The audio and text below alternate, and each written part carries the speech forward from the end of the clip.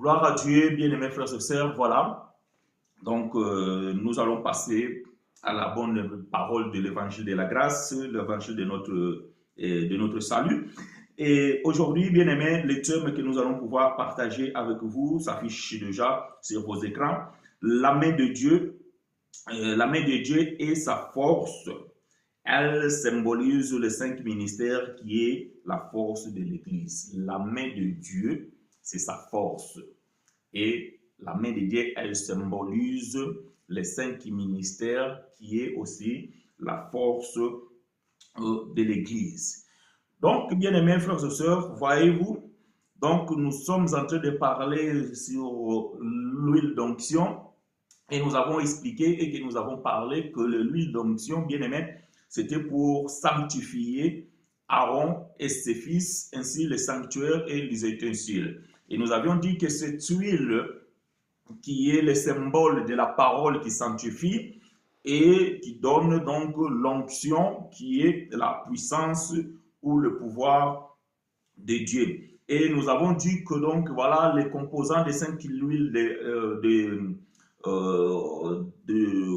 qui composent l'huile d'onction, c'était aussi donc le symbole des 5 ministères.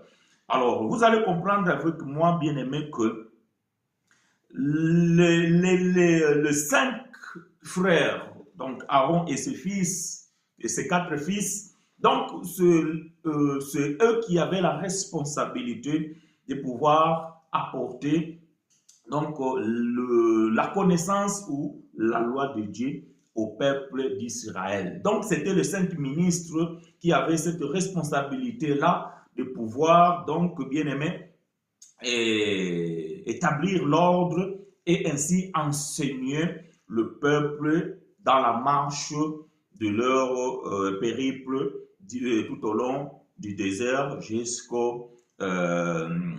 la terre promise qui était Canaan. Et ainsi, cela s'est perpétué jusqu'à ce que le Shiloh vienne. Voilà donc, bien aimé, cette responsabilité que les frères ils avaient reçue. Donc, ils avaient reçu cela à travers cette onction qui les a été confiée. Donc, bien aimé, nous comprenons que l'onction qui a été déversée sur ces bien-aimés, c'était pour qu'ils puissent être dans l'engagement de leur ministère. Et c'est alors que nous avons compris que les bien-aimés frères Paul, en écrivant le livre des Éphésiens au chapitre 4, verset 11 à 12, il a ramassé cette parole qui était dans Exode chapitre 30. Et c'est là où bien-aimé frère Paul maintenant va pouvoir nous expliquer les 5 dons ministériels qui sont les apôtres, les pasteurs, les évangélistes, les docteurs ainsi que les prophètes. Donc, bien aimé, nous comprenons que les 5 ministères sont là pour pouvoir édifier l'Église. Maintenant, qu'est-ce que nous voulons dire aujourd'hui? La main de Dieu et sa force, elle symbolise les 5 ministères et c'est aussi la force de l'Église. Donc aujourd'hui, bien aimé, l'Église, si l'Église elle est puissante, c'est parce que, bien aimé, l'Église a la main de Dieu. Voyez-vous? Donc je parle ici l'Église corps de Christ. Mais je ne parle pas d'une paroisse, je ne parle pas d'une assemblée. Parce que vous allez comprendre que dans les assemblées, parfois vous avez les pasteurs, et on n'a pas d'évangéliste, on n'a pas de docteur, on n'a rien du tout. Donc, je ne parle pas d'une assemblée locale. Je parle du corps de Christ et de l'Église universelle. Cette Église bien-aimée, elle a la force, elle a la puissance parce qu'elle a les 5 ministères. Donc, elle a la main de Dieu. Donc, s'il n'y a pas la main de Dieu, vous allez comprendre que l'Église ne pouvait pas avoir la force. Mais donc, je dis cela que l'Église dont je parle ici, c'est toi, c'est moi, c'est nous. Donc, je ne parle pas à une communauté spécifique. Je ne parle pas d'une dénomination. Donc, je parle vraiment du corps de Christ, donc qui est l'Église. Voilà pourquoi, bien aimé, dans ce corps de Christ, nous avons besoin de pouvoir avoir la connaissance qui est donnée par chacun de ces ministres. Voyez-vous? Donc, vous ici, nous ici, en aucun jour vous allez entendre dire que nos frères, il ne faut pas écouter les autres parce que les autres n'ont pas la vérité, tout ça. Non, nous disons que nous avons la liberté de pouvoir écouter n'importe quel prédicateur. C'est à nous maintenant de juger si ce prédicateur, il est dans la doctrine des apôtres ou il n'est pas dans la doctrine. Autrement dit que, est-ce que ce prédicateur que nous suivons, c'est une doigt de Dieu? Je ne sais pas si on dit une ou bien un doigt. Aidez-moi à comprendre ces choses, vous les francophones. Donc, ça veut dire que chaque ministre, il représente un doigt, ou bien une doigt, je ne sais pas. Je pense que c'est un doigt. Chaque ministre représente le doigt dans la main de Dieu. Voyez-vous? Donc, ça veut dire que quand vous écoutez, frère chinois, j'ai le ministère apostolique, donc vous pouvez aussi écouter un autre frère qui, lui, il a le ministère doctoral. Vous aussi, vous pouvez aussi écouter un autre frère qui a le ministère évangélique et ainsi de suite. Donc, chacun dans le corps de Christ, nous avons des dons différents et nous avons des grâces différentes. Donc, nous parlons vraiment dans ce corps de Christ. Alors, ce corps de Christ, il a besoin de la force. Voilà pourquoi, bien aimé, que une fois ces 5 ministères rassemblés, et là, nous pouvons comprendre et nous pouvons voir la main de Dieu. Mais la main de Dieu, bien aimé, elle sert à quoi? La main de Dieu, bien aimé, elle sert à beaucoup de choses. Mais dans le contexte là où nous parlons aujourd'hui, elle sert à écrire. Ah, ok. Voilà. Donc, la main de Dieu, elle sert à écrire. Mais qu'est-ce que la main de Dieu doit écrire? Voyez-vous? Qu'est-ce que la main de Dieu doit écrire? Donc, vous allez comprendre que la main de Dieu, lorsque la main de Dieu écrit, Dieu écrit tout simplement sa parole. Donc, la parole de Dieu, Dieu doit l'écrire sur un support. Alors, nous allons pouvoir parler, vous et nous allons ouvrir la Bible afin que nous puissions expliquer ces choses. Si vous avez des questions, donc vous n'hésitez pas, vous le savez comme d'habitude, vous pouvez poser vos questions et nous allons vous y répondre. Nous sommes dans le livre d'Exode, chapitre 24. Et oui, donc nous touchons à la loi et au témoignage. Si on ne dit pas ainsi, il n'y aura pas la lumière pour le peuple. Voyez-vous? Donc, pour bien comprendre ces choses, nous devons aller visiter l'Ancienne Alliance parce que c'est là où ces choses ont commencé. Et si nous sortons de la loi, et lorsque nous allons aller au témoignage, c'est alors que l'aurore pourra paraître vis-à-vis de chacun de nous. Donc, l'aurore, c'est la petite lumière qui s'élève le matin avant le soleil et ardente. Nous sommes dans le livre d'Exode. Aidez-moi à écrire ces choses, bien aimés frères et sœurs, que l'Éternel vous soit favorable. Exode, chapitre 24, et nous allons lire le verset 12. Et vous allez pouvoir garder ce livre d'Exode ouvert pendant un peu de temps, parce que nous allons y lire encore 2 ou 3 passages. Exode chapitre 24, donc verset 12. Je vais pouvoir lire pour vous et avec vous l'Exode chapitre 24, verset 12. Aidez-moi, frères et sœurs, à écrire ces choses et que l'Éternel vous soit favorable. Je lis pour vous et avec vous. L'Éternel dit à Moïse, monte vers moi sur la montagne et reste là. Je te donnerai des tables de pierre, la loi et les ordonnances que j'ai écrites pour leur instruction. Voilà, c'est Dieu qui parle ici au notre bien-aimé frère Moïse. Il dit que monte vers moi sur la montagne et reste là, et je te donnerai des tables de pierre, la loi et les ordonnances que j'ai écrites pour leur instruction. Donc ici, nous voyons clair que Dieu fait l'appel frère Moïse de pouvoir monter à la montagne pour recevoir des tables de pierre où Dieu a écrit de ses propres mains, Dieu a écrit la loi et les ordonnances. Et c'est là pour l'instruction de son peuple.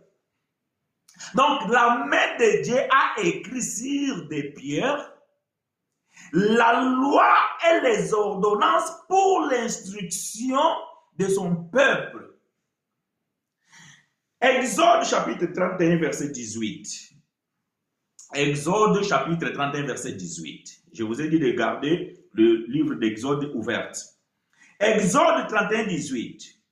Lorsque l'Éternel y achevait de parler à Moïse sur la montagne de Sinaï, il lui donna les deux tables du témoignage, tables de pierre écrites du doigt de Dieu.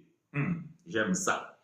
Donc, les deux tables que Dieu va donner au bien-aimé frère Moïse, le prophète, ces deux tables ont été écrites avec le doigt de Dieu. Donc, Dieu écrit sur les deux tables avec son propre doigt. Voyez-vous? Parce que vous devez comprendre, bien aimé, nous avons déjà expliqué ces choses, que nous avons la loi de Dieu et nous avons la loi de Moïse. Nous avons bien sûr aussi la loi de Christ, mais nous savons que, nous avons déjà expliqué ces choses, que la loi de Christ, c'est ça qui est la loi de Dieu, que Paul va pouvoir nous expliquer que cette loi de Dieu, qui sont les 10 commandements, se résume à une seule loi qui est l'amour, qui est la loi de Christ. Donc, vous le savez. Donc, la loi qu'on parle ici et les ordonnances, les 10 commandements, elles diffèrent à la loi de Moïse. OK? Ils diffèrent à la loi de Moïse. Donc, on a déjà expliqué ces choses. S'il y a quelqu'un qui n'a jamais vu cet enseignement-là, donc vous pouvez nous contacter ou vous pouvez aller sur YouTube ou peut-être sur Facebook, aller chercher, donc peut-être un peu plus loin, vous allez pouvoir trouver cet enseignement sur la loi de Dieu, la loi de Christ et la loi de Moïse. Donc, les 10 commandements, bien aimés, c'est la loi de Dieu. Ça, ce n'est pas Moïse qui l'a écrit. OK? Ce n'est pas Moïse qui l'a écrit. Moïse l'a reçu directement de la main de Dieu sur la montagne. Lorsque Moïse a reçu ces deux tablettes-là, donc c'était déjà écrit. Donc Moïse a tout simplement observé que ce qu'il a reçu entre les mains, c'était déjà écrit. Mais celui qui a écrit sur ces deux tablettes, c'est Dieu lui-même avec son propre doigt. Et ce que Dieu a écrit avec son propre doigt, il l'a confié à Moïse, afin que Moïse puisse aussi le confier au peuple, afin de leur instruire. Vous voyez, afin de leur instruire. Mais vous allez comprendre que, après, à la longue de temps, Dieu comprenant que Moïse ne pouvait pas faire ses services parce que Moïse avait une autre fonction suprême. Vous allez comprendre que, bon, Dieu voudra, un jour nous allons parler des les plus grands prophètes. Et vous allez comprendre que le parallélisme entre Jésus et Moïse est tellement parfait que Moïse jouait un rôle de Dieu au sein du peuple. Alors, Dieu va pouvoir confier à Moïse cette tâche de pouvoir choisir les 5 ministres qui devaient alors s'occuper à instruire le peuple avec le commandement du Seigneur. Est-ce qu'on est ensemble? Que l'Éternel nous soit favorable. Donc, nous comprenons bien aimé que les tablettes de la loi qui a été écrite par Dieu, Dieu l'a confiée à Moïse. Mais cela a été écrit avec le doigt, le propre doigt. Et cela a été écrit où? Sur des tables. Bien aimé, il y a un pourquoi. Voyez-vous, il y a un pourquoi. Parce que Moïse, lorsqu'il va pouvoir écrire les 613 préceptes, Moïse va écrire cela sur la peau des animaux. Donc, aujourd'hui, nous pouvons dire sur des feuilles. Et la différence est que ce que Dieu a écrit, c'était gravé sur des pierres, mais ce que Moïse a écrit, c'était écrit sur des tablettes, plutôt sur des parachemins. Donc, les peaux d'animaux ou des papiers, si vous voulez, dans notre temps d'aujourd'hui. Voilà pourquoi, bien aimé, que ce que Moïse a écrit, cela pouvait être effaçable. Mais ce que Dieu a écrit, cela ne peut pas être effacé. Ah, j'aime ces choses. Donc, voyez-vous, parce que si vous ne comprenez pas ces choses, alors, bien aimé, ça va être compliqué. Parce que quand vous lisez Colossiens chapitre 2, verset 14 à 16, nous comprenons que Paul va dire que ce qui a été écrit pour la condamnation du peuple, Christ l'a effacé à la croix. Donc, Christ à la croix, il a effacé les ordonnances. Mais ce que Christ a effacé, c'est ce que Moïse a écrit avec sa propre main. Mais ce que Dieu a écrit avec son propre doigt, ça, Christ n'a pas effacé. Pourquoi? Parce que cela était écrit sur des pierres. Voyez-vous? Était écrit sur des pierres. Exode chapitre 32, verset 16.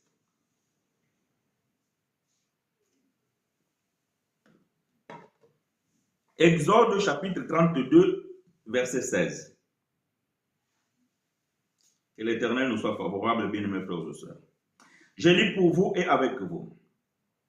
Les tables étaient l'ouvrage de Dieu.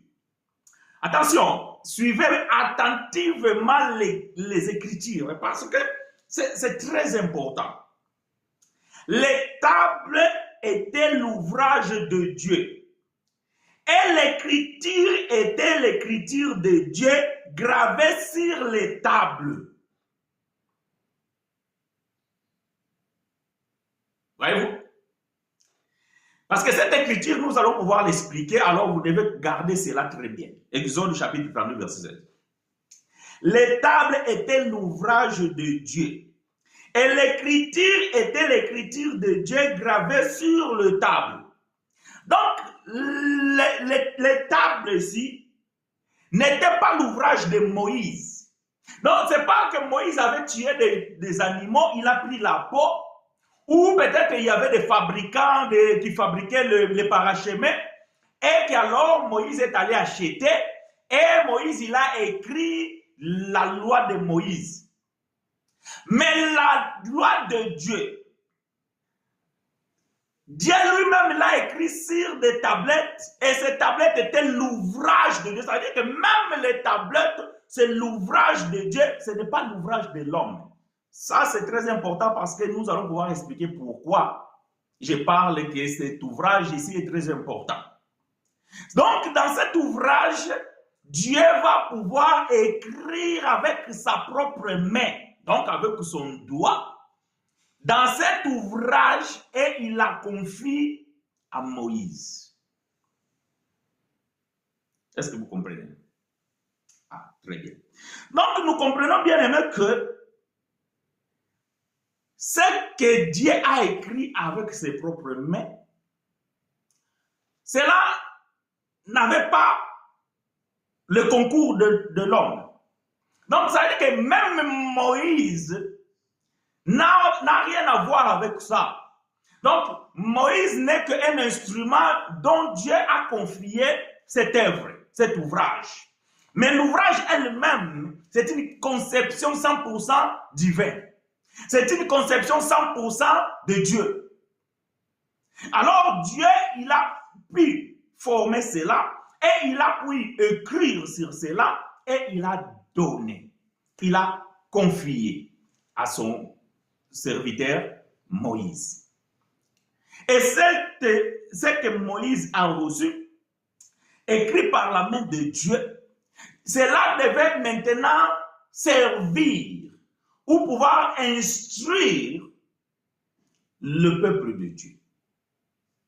Donc, vous allez comprendre, mes amis, que la loi de Dieu que Dieu a donnée à Moïse, cela a mené aussi le peuple dans la sanctification.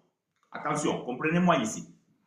La sanctification dont je parle ici, c'est devenir saint. Donc, être mis à part. Voyez-vous? Cela marquait la différence entre le peuple choisi et les autres nations. Donc, ce qui faisait la différence entre le peuple choisi et les autres nations, c'est que Dieu avait mis à part ce peuple. Bon, je vais pouvoir trouver une écriture, là je vais chercher. Je vais prendre une écriture. Exode. Exode chapitre 19.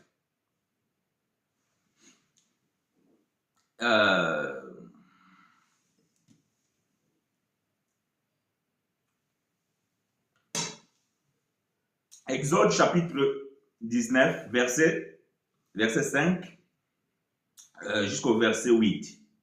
Exode chapitre 19, verset 5 à 8. Je vais pouvoir lire avec vous et pour vous. Exode chapitre 19, verset 5 à 8. Je vous avais dit de garder la page, cette page ouverte. Maintenant, Exode 19, 5 à 8.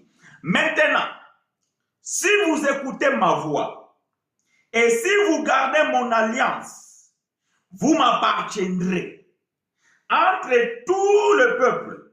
Donc Dieu dit que si le peuple d'Israël garde le commandement et il garde l'alliance que Dieu avait faite, donc ils appartiendraient à Dieu. Donc ils vont devenir ou bien vont être le peuple de Dieu.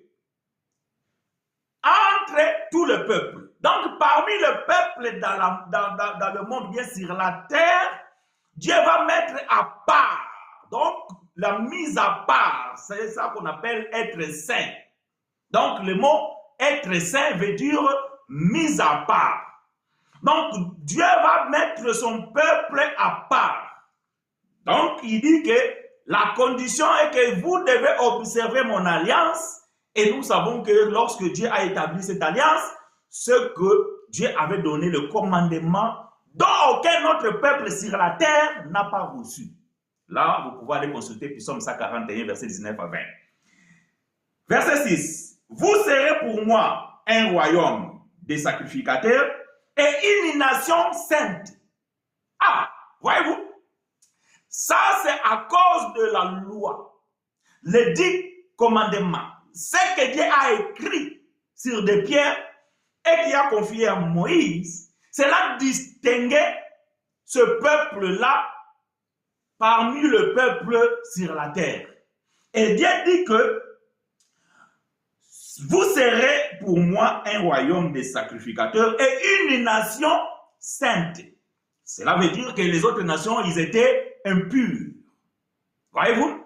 Parce qu'ils n'avaient pas reçu quelque chose qui devait les mettre à part. Donc, être mis à part ou bien être saint, cela ne veut pas dire que le peuple ne commettait pas les péchés. Cela ne veut pas dire que ce peuple ne faisait pas de bêtises comme les autres peuples. Si, ce peuple aussi d'Israël aussi faisait les mêmes bêtises comme les autres peuples. Mais comme c'était un peuple mis à part, voyez-vous, comme c'était un peuple mis à part, ce peuple était considéré comme saint. À cause de ce que Dieu avait fait, l'alliance, ainsi, donc, les tables de la loi qu'il avait confiées à son serviteur. Donc, ça veut dire les tables d'alliance.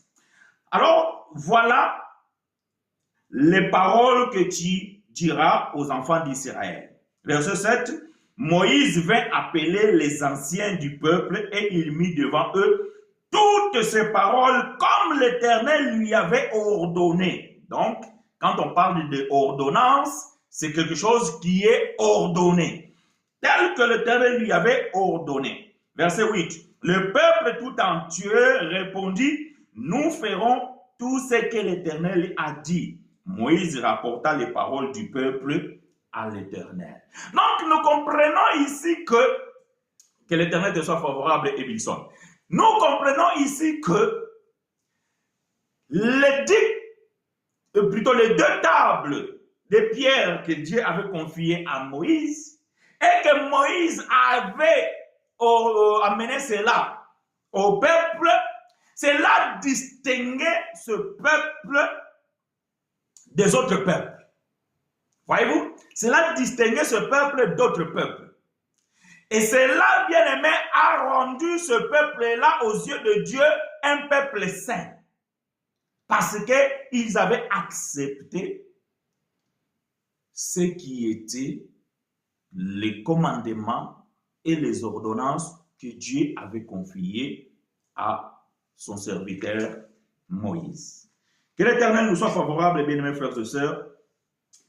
Alors, nous comprenons, bien-aimés, que les 5 frères, c'est-à-dire Aaron et ses 4 fils, ils avaient la lourde charge de pouvoir instruire le peuple.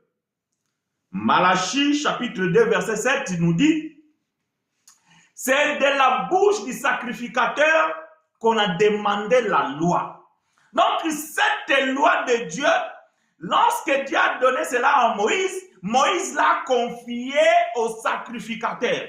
Or, les sacrificateurs bien-aimés, c'est Aaron et ses 4 fils qui avaient reçu les dons ministériels.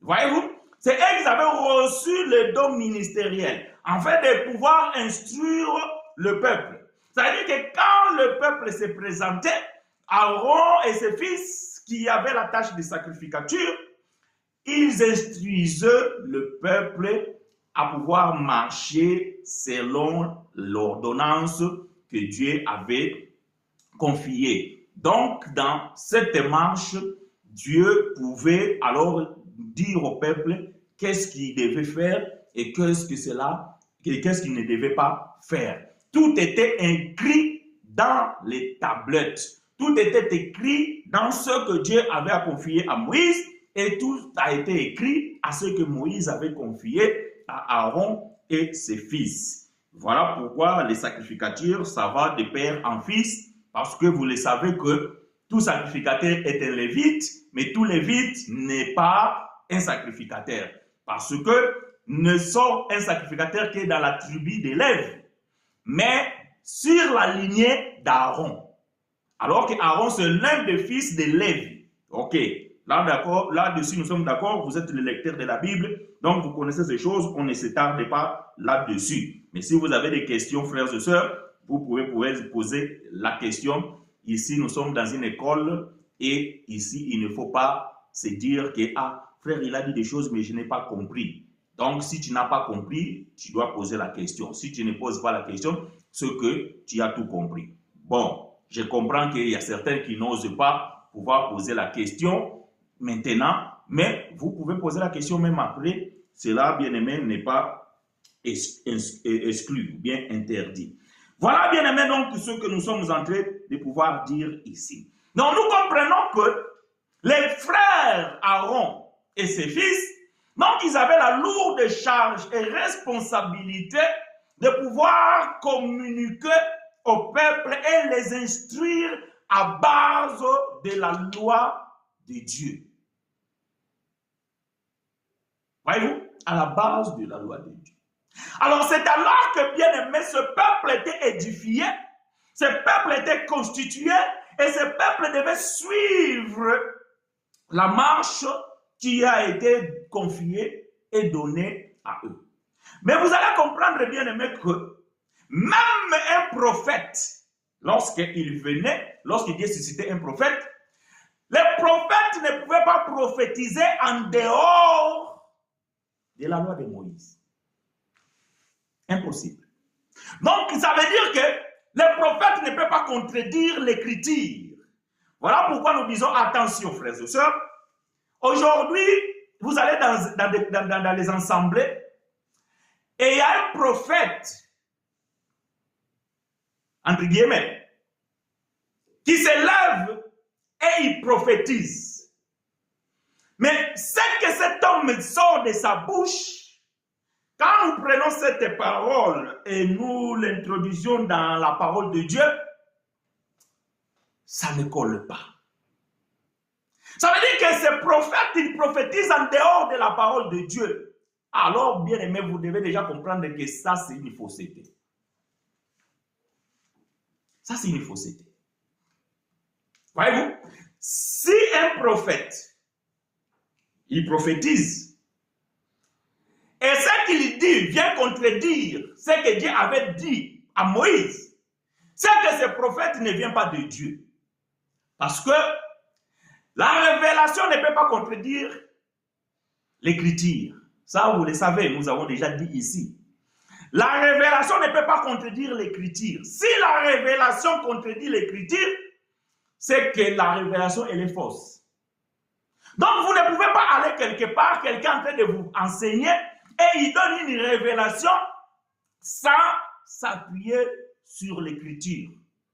Ça, vous devez déjà comprendre, bien aimé, que ce n'est pas une révélation. Or, le prophète, il doit révéler la pensée de Dieu. Mais la pensée de Dieu, c'est sa parole. Est-ce que vous comprenez? La pensée de Dieu, c'est sa parole. C'est juste que quand la pensée de Dieu doit arriver au peuple, celui qui les reçoit, c'est le prophète. Maintenant, si le prophète vient révéler ce qui contredit ce que Dieu avait déjà dit au prophète Moïse, c'est qu'il y a un problème dans le royaume. C'est qu'il y a un problème dans le royaume. C'est là ce que nous constatons aujourd'hui, bien-aimés. Vous allez quelque part, quelqu'un en train de prophétiser, mais ce qu'il est en train de dire, ce qu'il est en train de révéler, va à l'encontre de la parole de Dieu. Bien-aimés, je vais dire une chose. Vous savez, Dieu, il a mis des choses en ordre. Le grand sage Paul, il a dit que celui qui ne veut pas travailler, qui ne mange pas non plus. Mais Paul, en disant cela, il a ramassé cela où? Chez frère Moïse.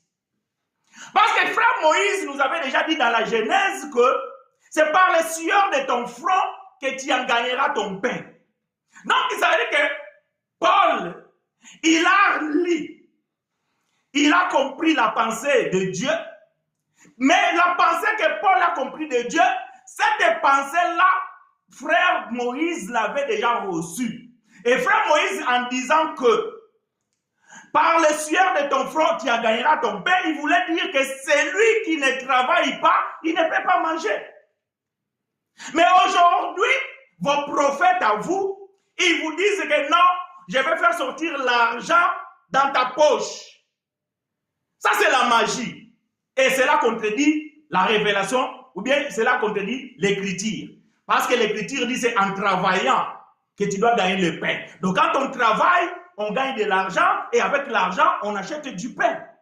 Donc, voyez-vous, donc, ce n'est pas en restant les bras croisés et que le prophète va faire sortir l'argent dans ta poche. Donc, nous comprenons que cela était, c'est un mensonge. Parce que cela contredit la parole de Dieu. Voilà pourquoi la Bible va pouvoir dire d'examiner les prophéties. Mais comment on examine une prophétie? Mais c'est que lorsque quelqu'un parle, nous devons prendre cette prophétie et les rentrer dans les Écritures. Il faut que cette prophétie colle. Si la prophétie ne veut pas coller, c'est que, bien aimé, vous devez la rejeter. Est-ce qu'on est d'accord?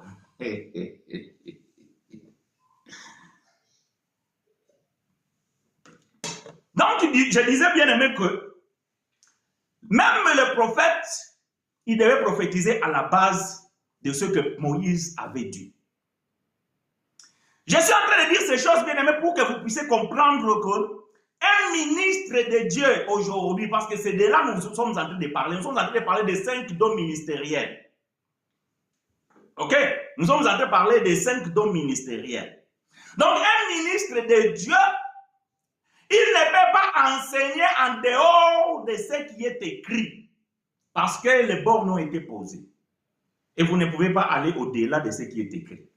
Voilà ce que bien-aimé frère Paul dit dans le livre de 1 Corinthiens chapitre 4, verset 4 à 6, ou bien 2 Corinthiens chapitre 4, verset 6, à vérifier. Il dit que nous avons fait de ces choses une application à moi et à Apollos, afin que vous sachiez que à notre personne, il n'est pas pouvoir aller. Bon, je suis en train de paraphraser, mais vous pouvez lire cela dans vos Bibles. Donc, c'est 1 Corinthiens chapitre 4, verset 4 à 6, ou bien 2 Corinthiens chapitre 4, verset 4 à 6. Donc, comprenez-moi. Et cela, bien aimé, vous pouvez le trouver facilement dans vos Bibles. Un ministre de la parole ne peut pas, bien aimé, aller au-delà de ce qui est écrit.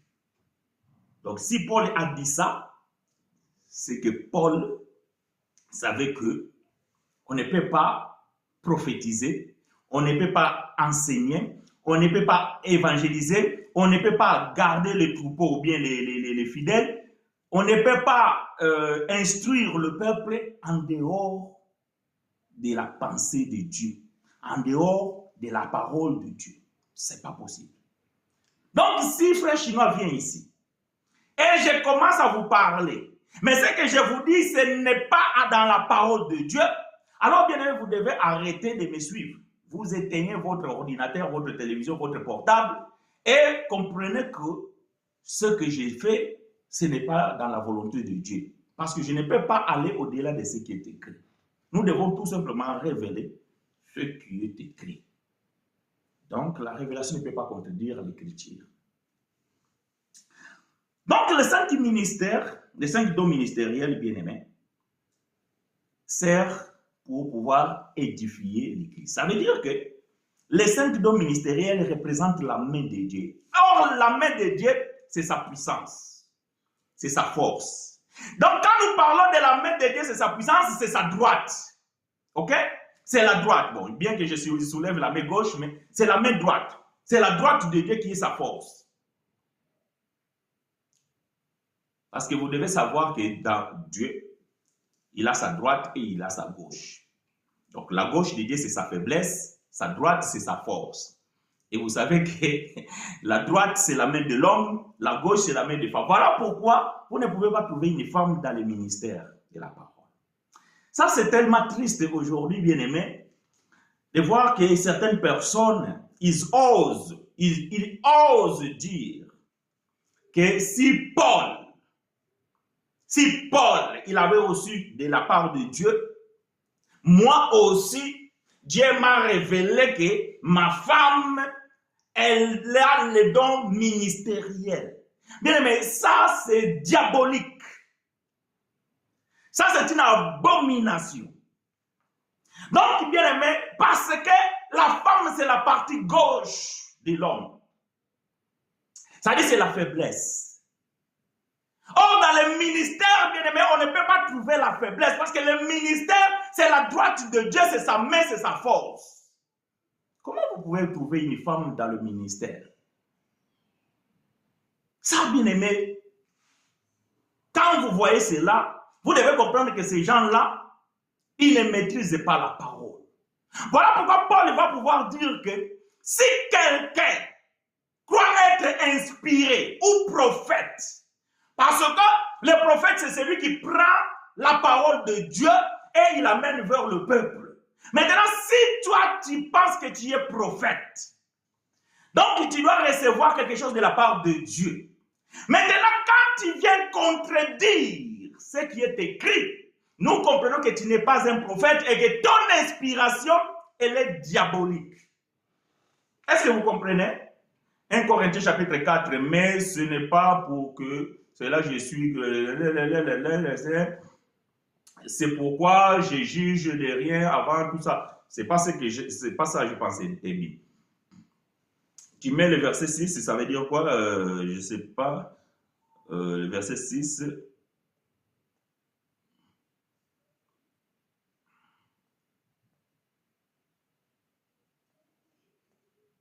Affiche-moi le verset 6, Edison, j'arrive pas à le trouver. Si ce n'est pas dans le verset 6, alors il faut que tu prends le 2 Corinthiens. Donc, je disais que Paul dit que si quelqu'un croit être inspiré,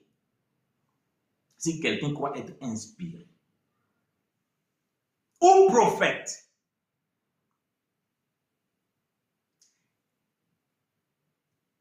merci, il doit considérer que ce que je viens de dire ici, c'est un commandement du Seigneur.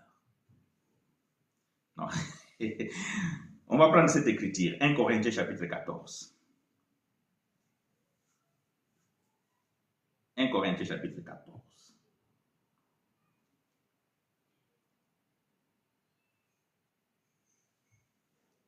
Nous sommes en train de parler du 5 ministères, donc ne vous en faites pas. On est vraiment dans les thèmes, bien aimés frères et sœurs. Mais il y a certaines parenthèses, quand on l'ouvre, parfois il faut essayer de l'expliquer. À partir du verset 33, 1 Corinthiens chapitre 14, à partir du verset 33, je lis pour vous et avec vous.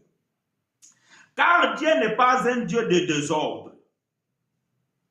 Donc, vous qui laissez les femmes prêcher, vous êtes en train de mettre des désordres dans l'assemblée, dans le corps de Christ, dans l'église de Dieu. Ça, c'est du désordre. Mais Paul lui dit que le Dieu que nous servons, ce n'est pas un Dieu de désordre, ni de Dieu de dispute. Donc, on n'a même pas le temps de disputer. Ouais, frère, mais vous dites que la femme ne peut pas prêcher. La Bible dit ceci. Il n'y a pas de débat, il n'y a pas de dispute. Parce que Dieu, c'est un Dieu de paix. Et celui qui veut la paix n'a pas le temps de disputer pour des choses que Dieu a déjà dit. Donc, bien aimé, il n'y a même pas le débat. Donc, soit vous acceptez la parole de Dieu, soit vous le rejetez. Et quand vous rejetez la parole de Dieu, nous rejetons aussi votre sacerdoce. Parce que c'est ainsi que Osée chapitre 4, verset 6 a dit. Mon peuple périt faute de connaissance. Puisque tu as rejeté la connaissance, je te rejetterai aussi de mon sacerdoce. Donc, quand vous rejetez la vérité de l'évangile, nous rejetons aussi votre sacerdoce. Ça veut dire que votre ministère, nous le mettons en doute. Paul dit, car Dieu n'est pas un Dieu de désordre, mais de paix. Comme dans toutes les églises des saints. Ah, si votre église, c'est une église des saints, c'est-à-dire c'est une église mise à part. On est en train de parler ici, le peuple d'Israël, c'était un peuple saint parce que c'était un peuple mis à part. Nous qui sommes mis à part, le jour où vous allez trouver que la sœur Mireille s'assoit ici, et je vous annonce que c'est elle qui va aujourd'hui annoncer la bonne nouvelle de l'évangile de la grâce, c'est que mon ministère, bien-aimé, est compromis. Est-ce que vous comprenez? C'est que mon ministère est compromis. Parce que, bien-aimé, la doctrine nous montre que cela n'est pas possible. Où est-ce que Paul a ramassé ces choses? Mais Paul a ramassé ces choses chez frère Moïse. Parce que chez frère Moïse, on n'a pas trouvé dans la famille d'Aaron une jeune fille intelligente, parce que vous dites qu'à l'époque de Paul, les femmes n'étaient pas intelligentes, mais aujourd'hui, avec la technologie, avec les études, les femmes, l'émancipation, les femmes sont maintenant plus nobles, plus intelligentes. Alors, non. Ce n'est pas la question d'intelligence ou pas intelligence, parce que même dans l'ancien temps, il y avait des femmes intelligentes, il y avait des femmes instruites. C'est une question de doctrine. Si votre assemblée, c'est une église de saints, que les femmes se taisent dans les assemblées, car il ne leur est pas permis d'y parler, mais qu'elles soient soumises selon que dit aussi la loi. Ah, voyez-vous? Parce que certaines personnes aussi dans les temps de Paul, ils voulaient dire, ouais, mais Moïse, Paul il dit, même mes frères Moïse l'avait interdit.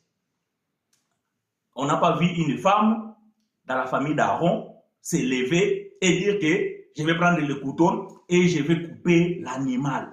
Non, non, non, non. Une femme ne peut pas couper l'animal. L'animal, bien aimé, c'est pour l'homme. C'est lui qui doit couper l'animal et pouvoir bien disséquer l'animal et partager chaque partie. Donc, si ta femme, elle tue le soso, ça veut dire la poule à la maison pour préparer, ça c'est normal parce que c'est pour votre ventre. Mais l'animal que je parle ici, c'est tout un autre homme. L'animal que je parle ici, c'est l'agneau. L'agneau que je parle ici, c'est Jésus. Et Jésus que je parle ici, c'est la parole.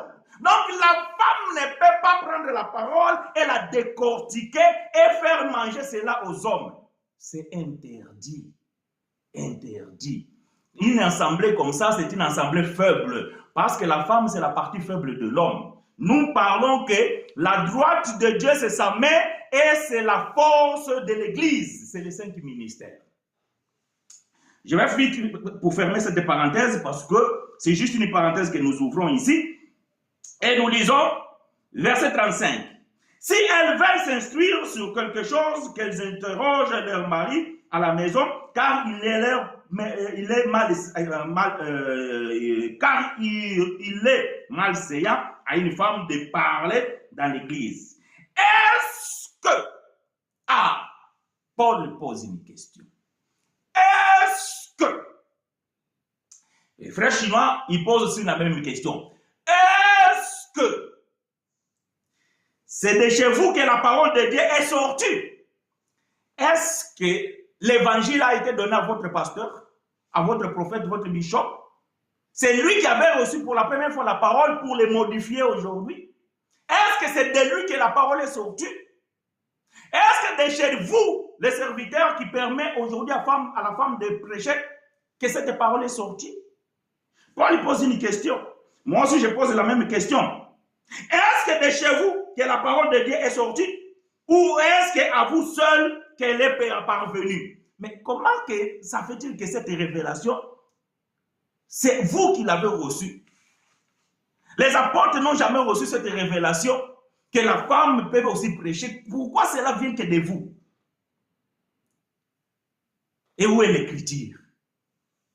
Oui, frère, il y a une écriture. Joël chapitre 2, verset 29. Malheureux. Non! Paul pose une question. Maintenant, écoutez. Verset 37. Si. Moi aussi, j'ai dit si. Ça, c'est le conditionnel.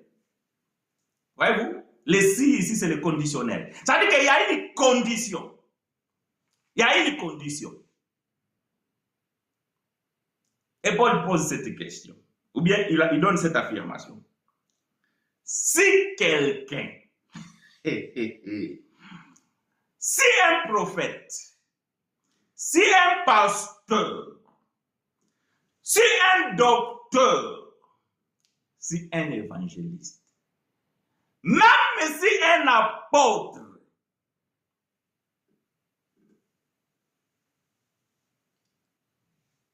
croit être prophète ou inspiré, d'abord, il faut qu'il reconnaisse que ce que Paul a écrit ici, c'est un commandement du Seigneur. Est-ce que votre pasteur, il n'a pas lu la Bible? Il n'a pas vu le commandement du Seigneur? Dieu dit à Moïse, tu prendras Aaron ton frère et ses fils et ses filles. Ah non, non, non, non, non, non, non, non, non, non, non, non.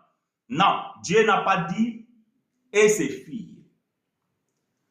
Tu prendras ton frère Aaron et ses fils.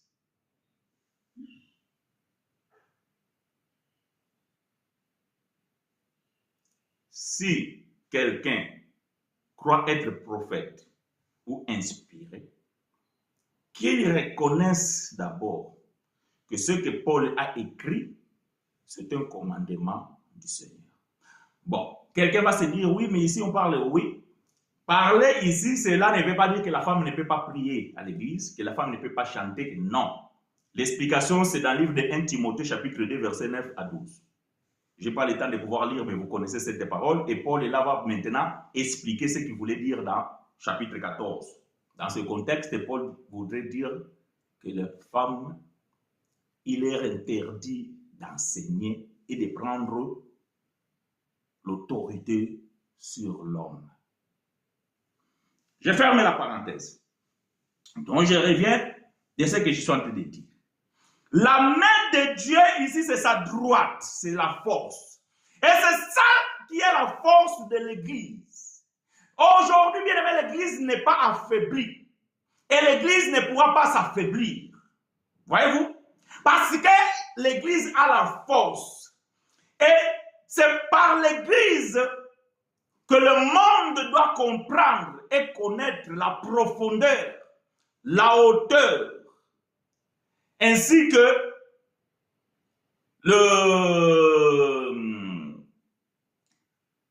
la profondeur, la hauteur et la grandeur.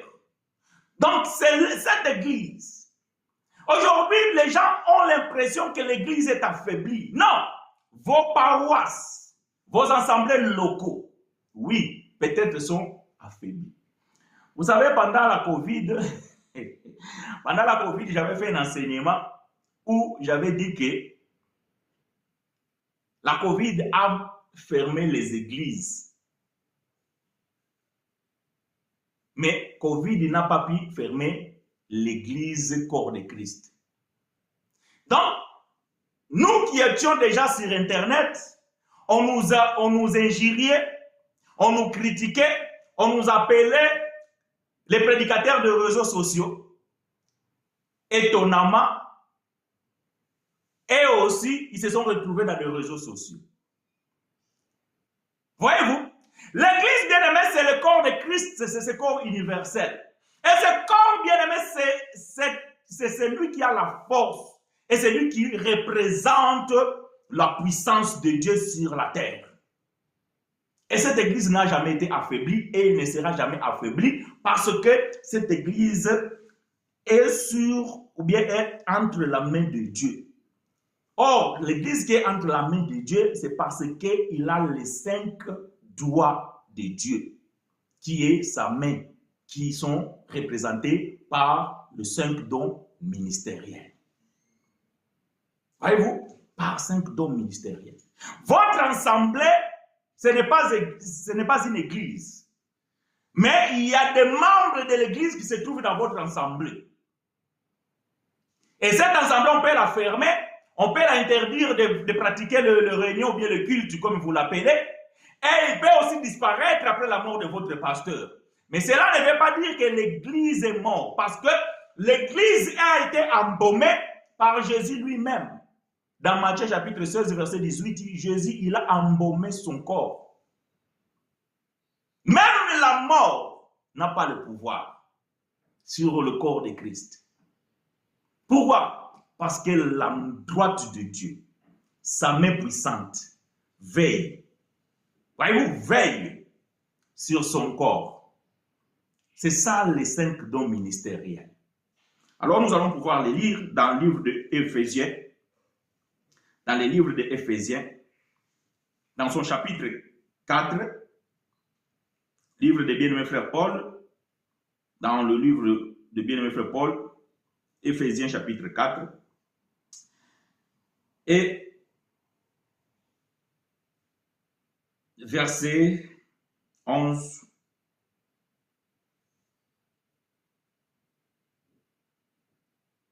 jusqu'au 13.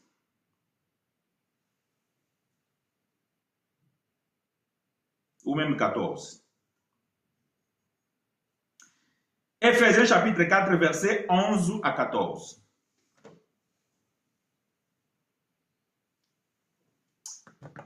Je lis pour vous et avec vous.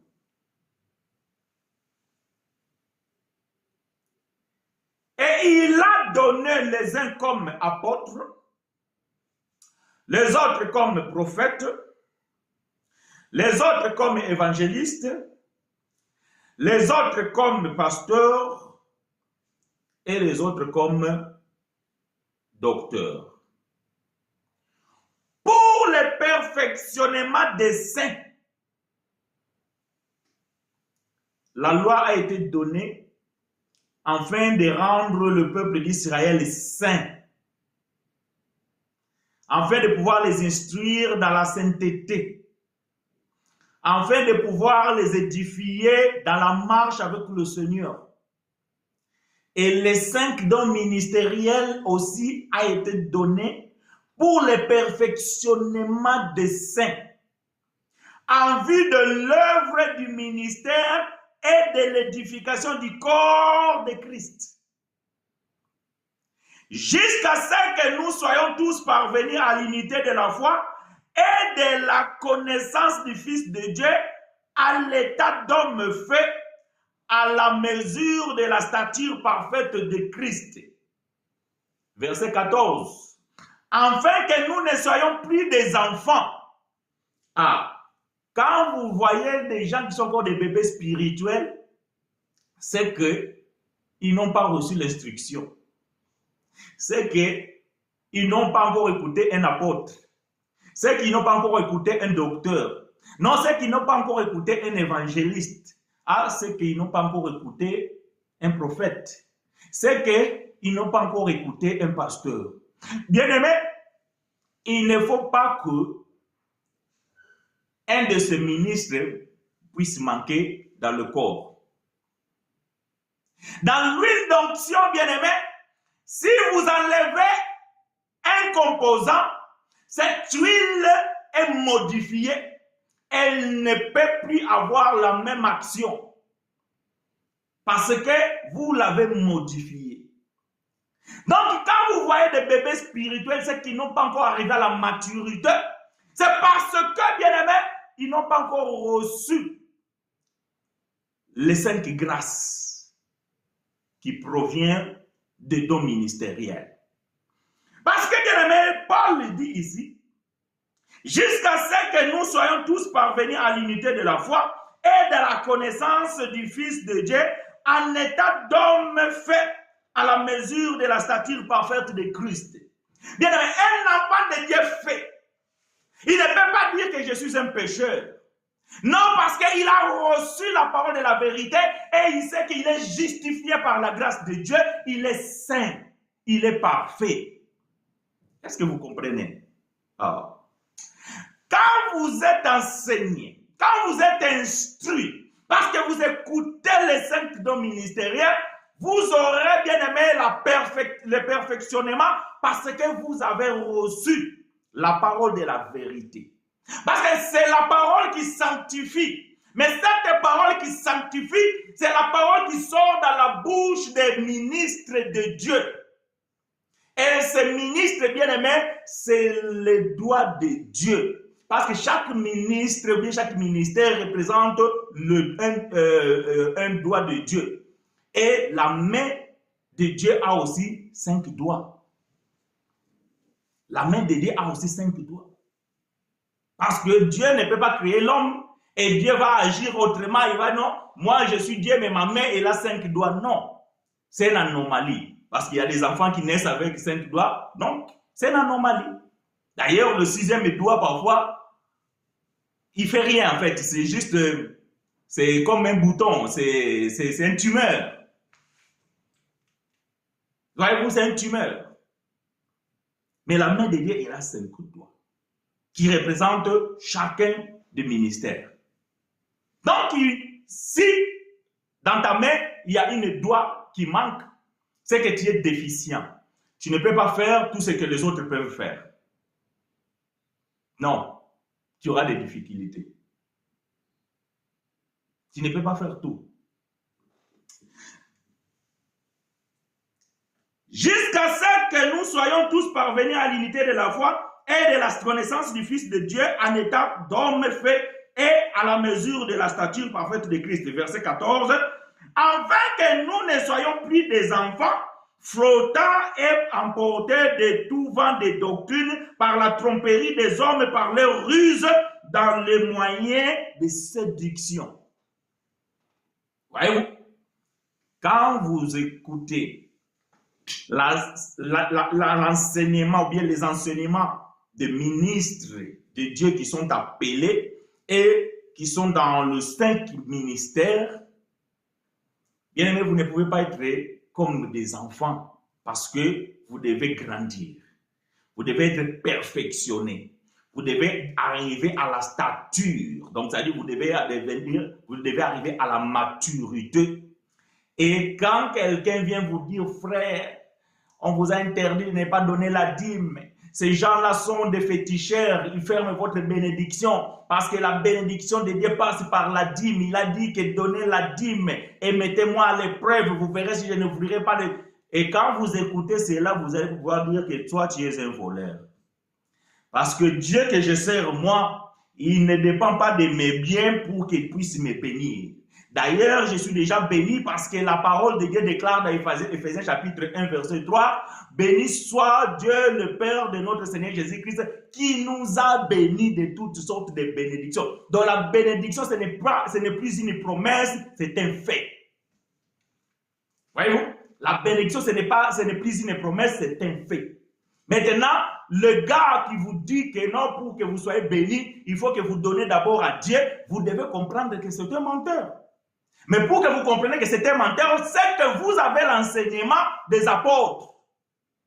Vous avez l'enseignement des prophètes. Vous avez l'enseignement des pasteurs.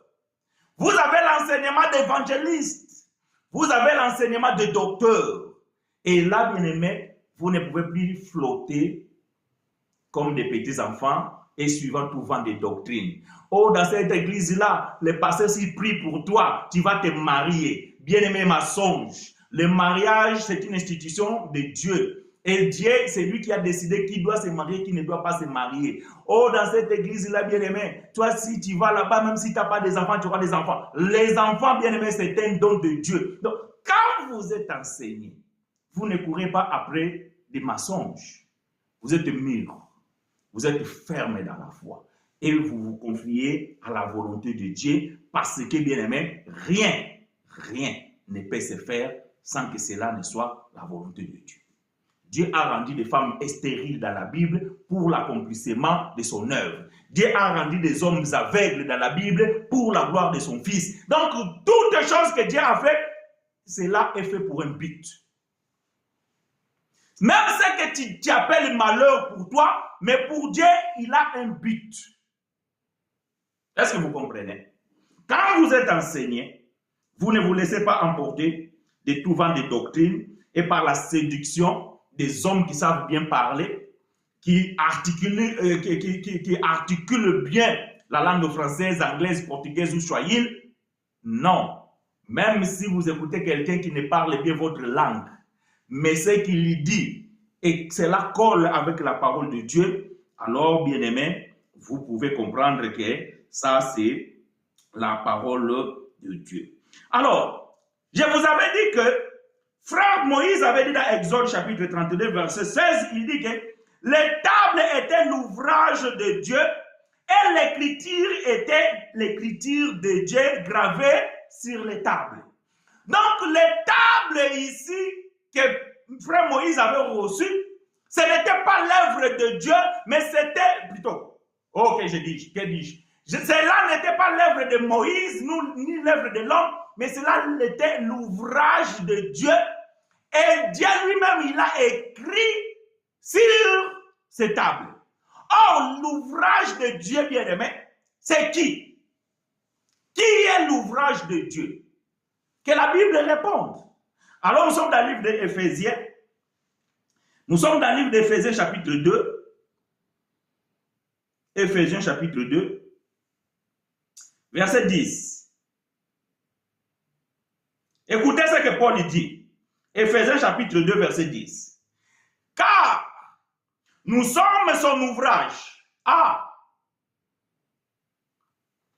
Les tablettes de pierre que Dieu avait donné à Moïse, c'était l'ouvrage de Dieu.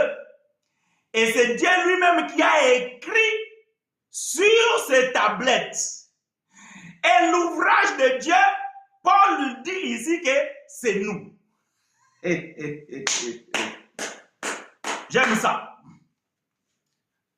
Paul dit que car nous sommes son ouvrage, ayant été créé en Jésus-Christ, pour de bonnes œuvres que Dieu a préparées d'avance, afin que nous les pratiquions. La Bible dit que, écoutez, j'aime ces choses. Je reviens dans Exode. Écoutez ce que la Bible va dire. Exode 24, verset 12. L'Éternel dit à Moïse, monte vers moi sur la montagne et reste là. Je te donnerai des tables de pierre, la loi et l'ordonnance que j'ai écrites pour leur instruction. Donc, ce qui était écrit sur la tablette, c'est quelque chose que Dieu avait déjà écrit d'avance. Maintenant, il appelle Moïse pour qu'il reçoive cela. Or, Paul est en train de dire ici dans Éphésiens, chapitre 2, verset 10, Paul dit que, car nous sommes son ouvrage, ayant été créé en Jésus-Christ, pour de bonnes œuvres que Dieu a préparées d'avance, afin que nous les pratiquions. C'est que, dans cet ouvrage que nous sommes, Dieu avait déjà écrit d'avance des choses dans cet ouvrage. Mais afin que nous puissions pratiquer cela. Mais si cela est déjà écrit, Pourquoi alors Dieu va donner cela à Moïse? Ah, nous comprenons par là que même si toi tu as un ouvrage de Dieu, mais il faut que les ministres puissent encore t'expliquer ce que Dieu a écrit dans toi. Non, il y a quelqu'un qui ne m'a pas suivi. Réfléchis-moi là, je suis perdu là, tu vas trop vite. Bon, ok, je vais aller doucement. Paul dit que nous sommes l'ouvrage de Dieu ayant été créé en Christ, afin que nous pratiquions les bonnes œuvres que Dieu avait déjà préparées d'avance. Alors, tu es un ouvrage. Dieu avait déjà écrit sur cet ouvrage. De même que Dieu a donné cet ouvrage à Moïse, et que Moïse l'a confié à Aaron et ses fils, de même aussi toi, moi, Dieu aussi nous a confié aux ministres, afin de pouvoir révéler ce qui est écrit dans cet ouvrage. Donc, les ministres bien-aimés, c'est eux qui doivent écrire la pensée de Dieu. Cela, bien-aimé, nous amène à dire que dans le livre de bien-aimé frère Paul aux Corinthiens, dans 2 Corinthiens, chapitre 3, versets 3 à 8, écoutez ce que Paul va dire.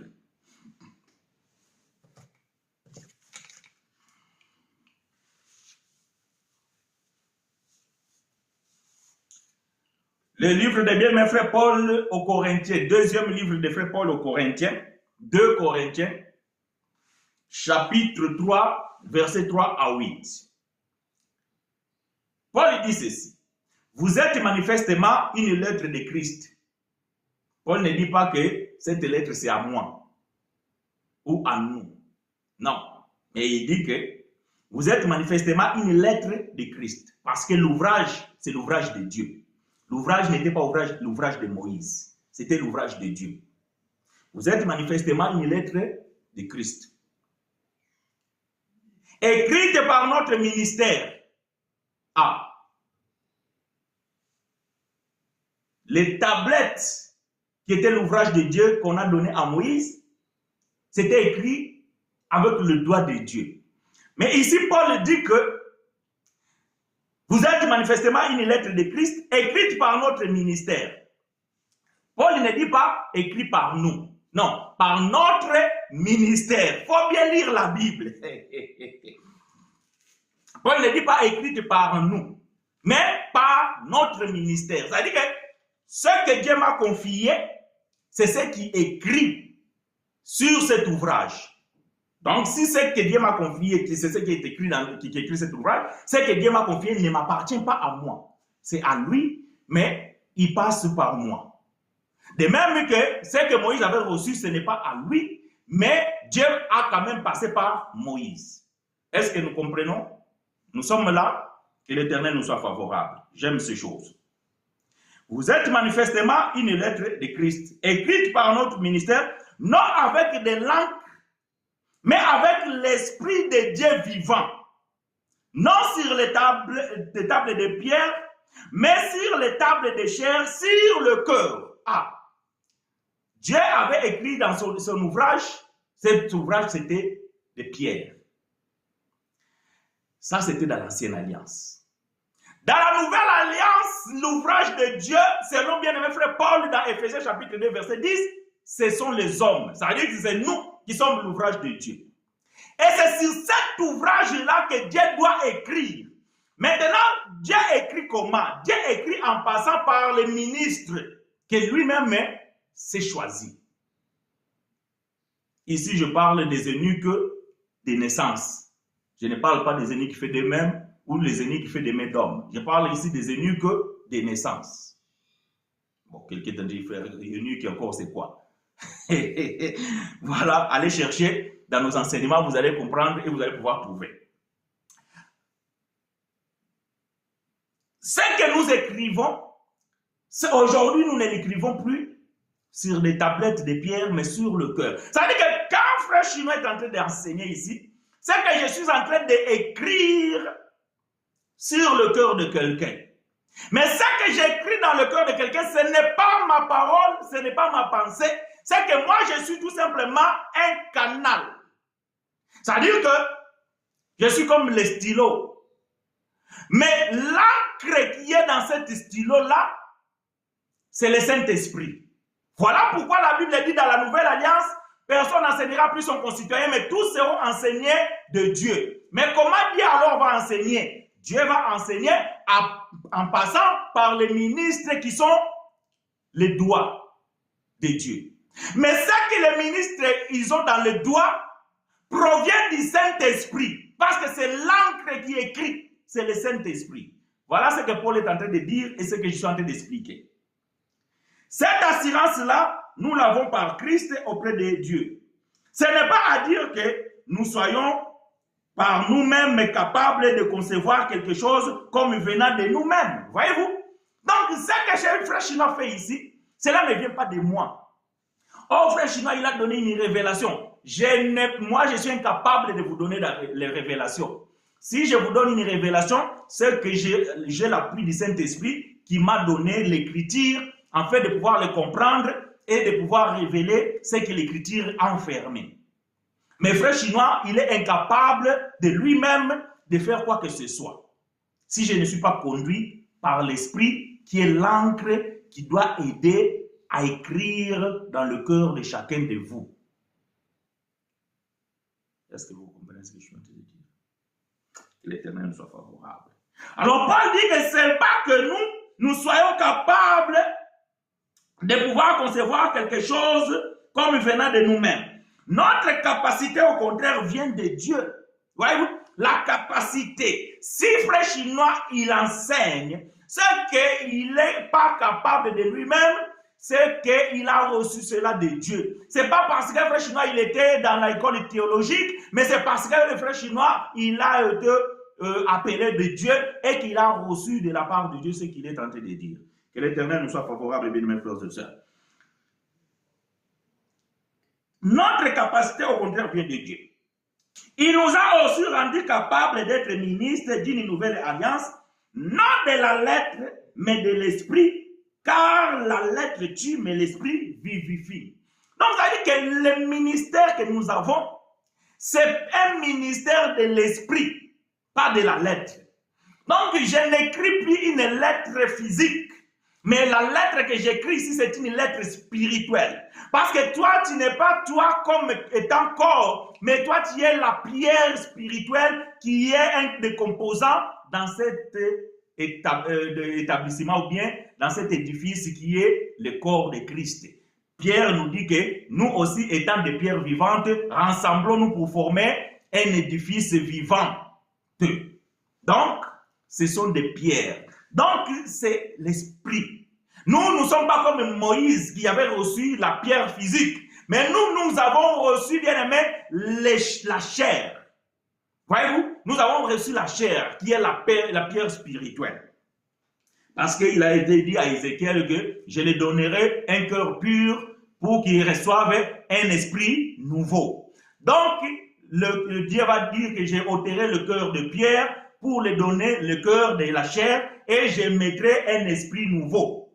Donc, l'esprit, quand il vient écrire, il va écrire dans un cœur nouveau. Bon, ça c'est une parenthèse que je ne vais pas ouvrir. Alors, bien aimé, verset 7. Or, le ministère de la mort, gravé avec des lettres sur des pierres, a été glorieux au point que les fils d'Israël ne pouvaient fixer les regards sur le visage de Moïse à cause de la gloire de son visage, bien que cette gloire fût passagère. Combien le ministère de l'esprit ne sera-t-il pas plus glorieux? Donc, voyez-vous bien aimé que le ministère de l'esprit, il ne peut pas écrire une lettre avec l'encre physique. Non, c'est le Saint-Esprit. Voilà pourquoi, bien aimé, quand nous prêchons, c'est que nous sommes poussés par le Saint-Esprit. Voilà pourquoi celui qui est poussé par le Saint-Esprit ne peut pas parler des choses charnelles tout le temps. Bien que nous pouvons parler de ces choses, mais on ne peut pas s'entêter toujours dans des choses charnelles, des choses terrestres. Vous savez bien aimé, vous aurez le visa, vous allez en Europe, vous allez être béni, Dieu va vous bénir, tout ça. Ça, quand vous comprenez comme ça, c'est que bien aimé, il y a un problème. Parce que le ministère que Dieu nous a confié, c'est un ministère spirituel. Et c'est par l'esprit. Voyez-vous? C'est par l'esprit. Et vous allez comprendre que l'esprit, c'est le doigt de Dieu. Ah, j'aime ces choses. L'esprit, c'est le doigt de Dieu. Parce que la Bible dit que Dieu a écrit avec son doigt sur des tablettes de pierre et qu'il a confié cela à Moïse. Et il a dit à Moïse que ça, c'est mon ouvrage. Et que moi-même, j'ai écrit sur cela avec mon propre doigt. Or, l'ouvrage que Moïse avait reçu de la part de Dieu, Paul dit que c'est nous qui sommes l'ouvrage de Dieu. Et dans cet ouvrage-là, on doit écrire avec de l'encre par le ministère.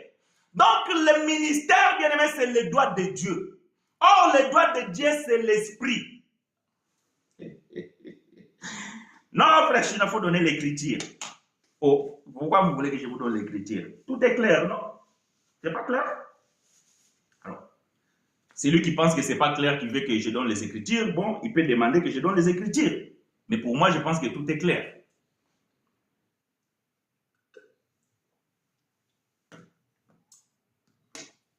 Le doigt de Dieu, bien-aimé, c'est son esprit. Voilà pourquoi tout ministre que je suis, tout ministre que tu es, c'est que, bien-aimé, tu es un doigt de Dieu. Mais l'encre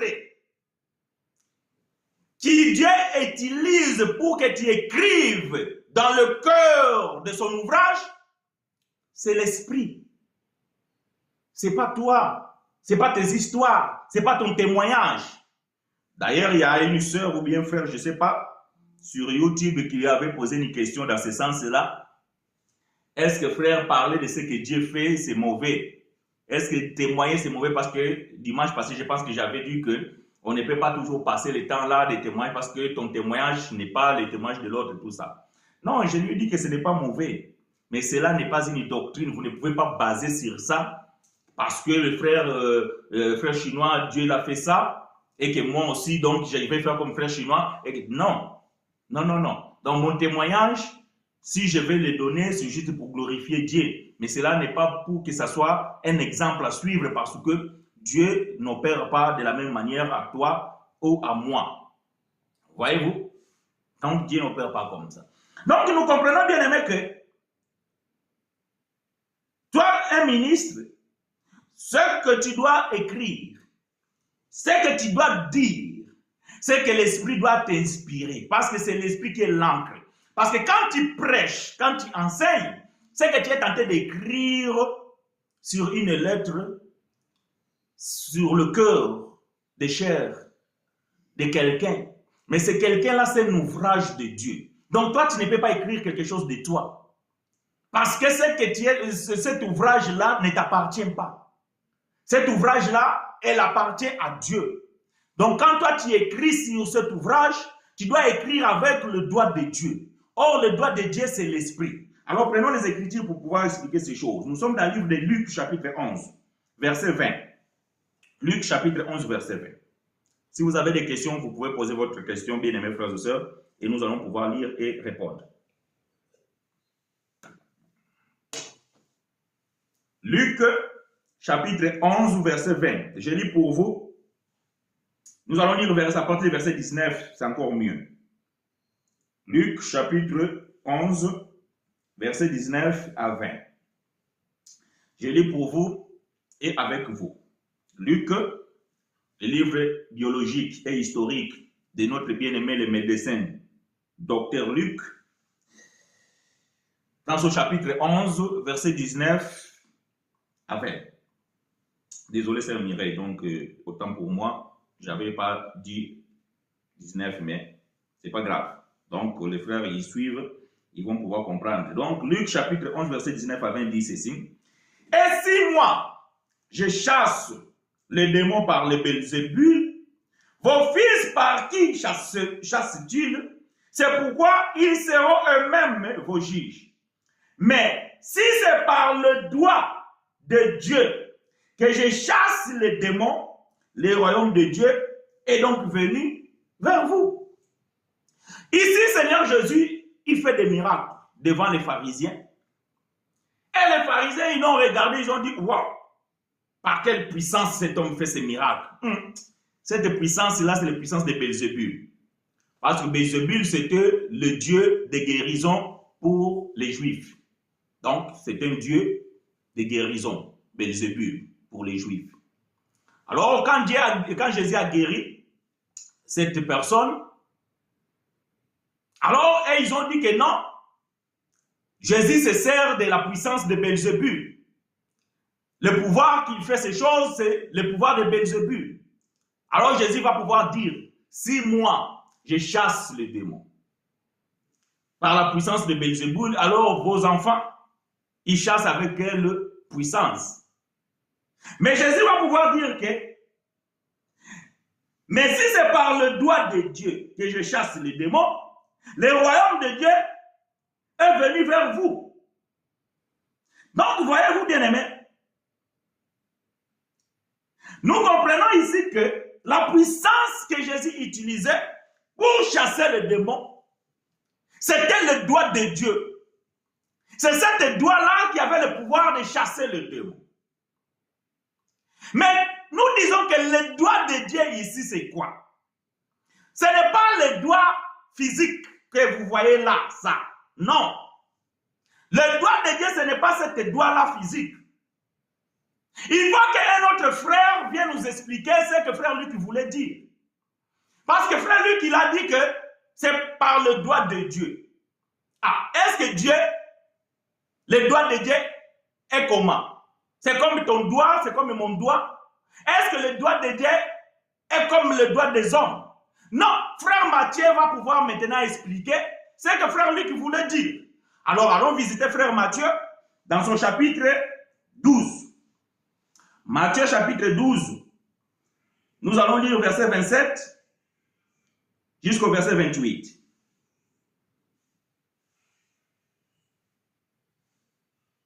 Matthieu chapitre 12, verset 27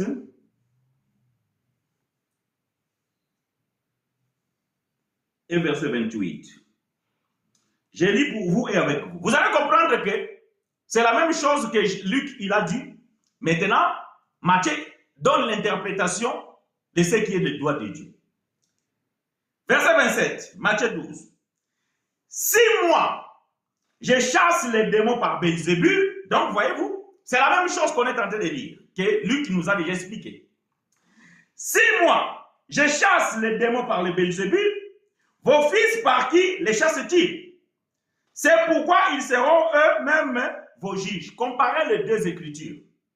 Verset 28. Mais si c'est par l'Esprit de Dieu, Matthieu interprète Luc. Luc, il a dit que si c'est par le doigt de Dieu, et le frère Matthieu ici, il a interprété le doigt de Dieu. Et Matthieu dit que si c'est par l'Esprit de Dieu que je chasse les démons, le royaume de Dieu est donc venu vers vous. Donc nous comprenons que le doigt de Dieu, c'est son esprit. Donc nous comprenons que frère Paul, il a raison de pouvoir dire que vous êtes manifestement une lettre écrite par nos ministères, pas avec de l'encre, mais avec l'esprit, qui est le doigt de Dieu. Parce que c'est Dieu qui écrit dans le cœur de chacun de nous. Parce qu'il avait déjà prophétisé chez le prophète Jérémie, chapitre 31, verset 31-34. Dans ces temps-là, je ferai avec la maison de Juda et la maison d'Israël une nouvelle alliance. Et j'écrirai ma loi dans leur cœur. Donc c'est Dieu qui écrit sa loi dans notre cœur. Et cette loi que Dieu écrit dans notre cœur, c'est la loi de Christ, que les ministres de Christ doivent écrire parce que c'est justement ce que Dieu avait fait pour que cela soit inscrit dans son ouvrage qui est chacun des élus que Dieu a choisi dès l'éternité. Est-ce que quelqu'un m'a suivi? Je répète. L'Éphésiens chapitre 2 verset 10 dit que car nous sommes son ouvrage ayant été créé en Christ. Et Paul va dire que vous êtes manifestement une lettre écrite, une lettre de Christ. Donc vous êtes manifestement l'ouvrage de Christ. Voyez-vous? Et cet ouvrage est écrit par notre ministère. Or, dans Éphésiens chapitre 4, la Bible dit que c'est lui qui donne les uns comme, c'est Jésus. C'est que moi, je ne suis pas un apôtre, mais moi, je suis comme un apôtre. Or, l'apôtre, c'est qui? C'est Jésus. Donc, si moi, je suis comme un apôtre, c'est que je suis comme Jésus. Voilà pourquoi Paul pouvait dire que soyez mes imitateurs comme moi, je le suis de Christ. C'est que moi, je ne peux pas faire quelque chose venant de moi-même si les doigts de Dieu que je suis, je ne reçois pas l'encre qui est le Saint-Esprit. C'est poussé par l'Esprit que les hommes ont parlé de la part du Seigneur. Maintenant, si un pasteur, un docteur, un évangéliste, un prophète, un apôtre parlent de la part de eux-mêmes, ce que le corps de Christ ne sera pas perfectionné. Ce que le corps de Christ ne sera pas dans la maturité. Voilà pourquoi aujourd'hui, bien-aimés, vous allez voir des chrétiens, des enfants de Dieu, qui vont dans les assemblées chaque dimanche, mais leur vie ne reflète pas l'idéal d'un enfant de Dieu. Quand vous lisez sur cet homme-là, vous ne pouvez pas lire l'amour de Dieu. Vous ne pouvez pas lire la bonté de Dieu. Vous lisez que la colère, la prostitution, la jalousie. Non, vous lisez quoi sur un homme? Vous lisez que des choses négatives. C'est que c'est un ouvrage mal écrit. Mais quand l'ouvrage est écrit par l'encre du Saint-Esprit, c'est que nous devons lire la bonté. Nous devons lire l'amour. Nous devons lire la patience. Nous devons lire la bénité. Nous devons lire, bien aimé, la fidélité. Nous devons lire de bonnes choses. C'est que cet ouvrage-là a été écrit avec de l'encre. Parce que le ministère est là. Et c'est ainsi, bien aimé, que le corps de Christ reçoit la brillance. C'est ainsi que, bien aimé, le corps de Christ a la force. Et la force de répudier tout enseignement contraire à l'évangile de la grâce. La force de s'opposer à toute volonté humaine. La force de pouvoir tenir debout face à la diversité.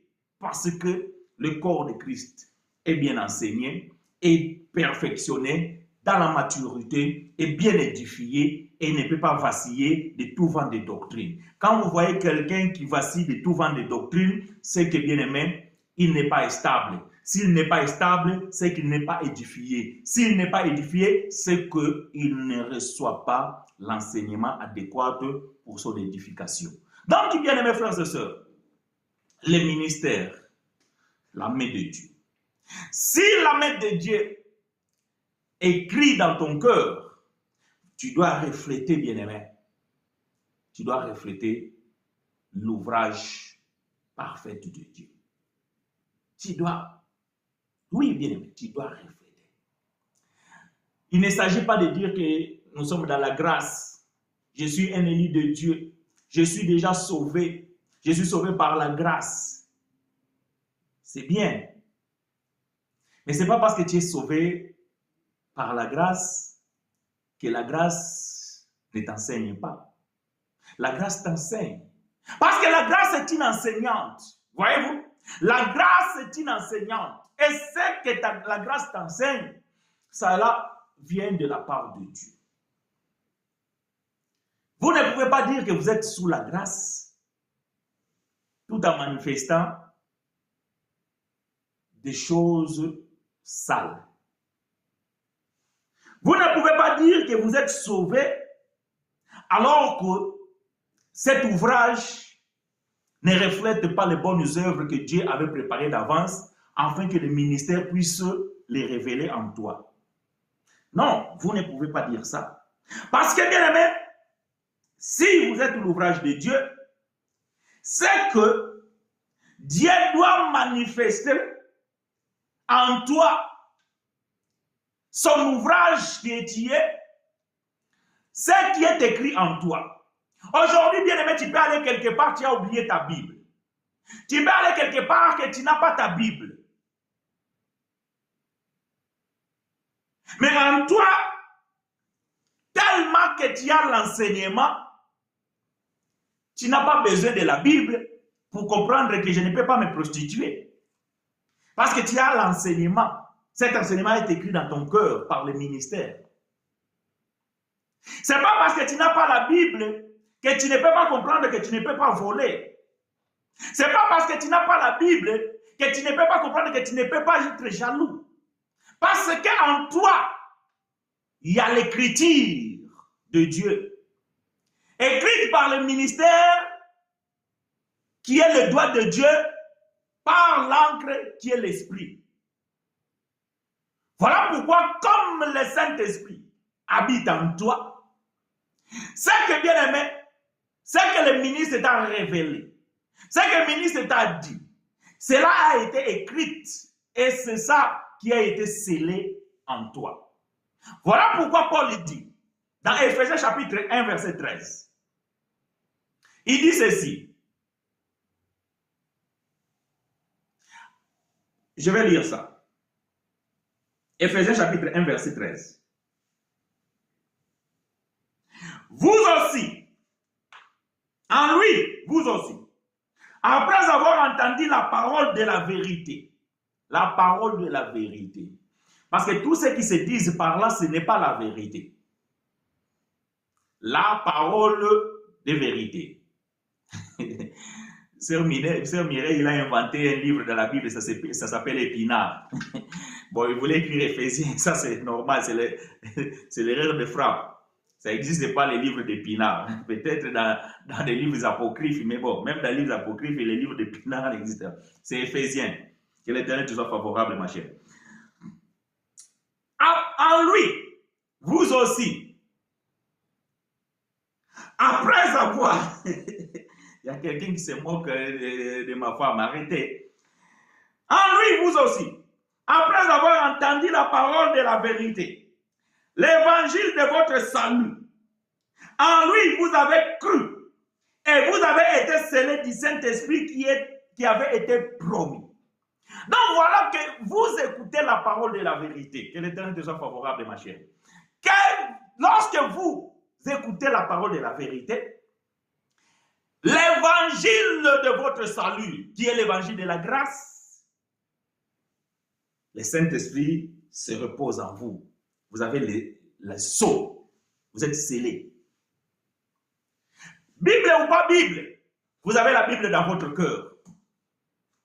Frère chinois ou pas frère chinois, vous marchez avec Dieu dans votre cœur. Que frère chinois vous voit et qu'il ne vous voie pas, le Saint-Esprit en vous, il témoigne que vous êtes le Fils de Dieu et que vous ne pouvez pas faire de bêtises. Parce que vous avez l'enseignement en vous. Et cet enseignement que vous avez, c'est l'enseignement de la grâce.